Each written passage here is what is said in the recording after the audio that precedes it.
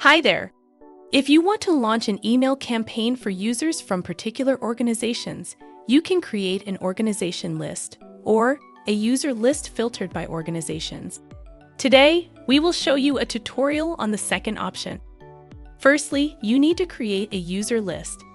Open the Proactive Campaigns app and go to Settings, then List Management.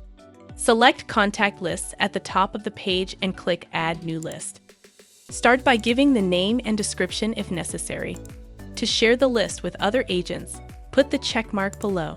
Then click Add Condition. Select the field organization from the drop-down menu. Next, set the condition to Is and type the organization's name in the last field.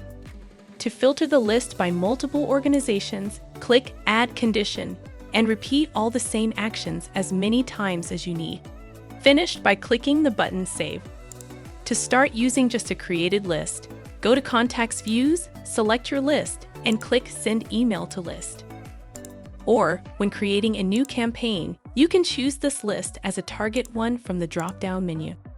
That's the end of this video. We're waiting for you on our website growth.com for even more useful information about Zendesk apps and features. See you there!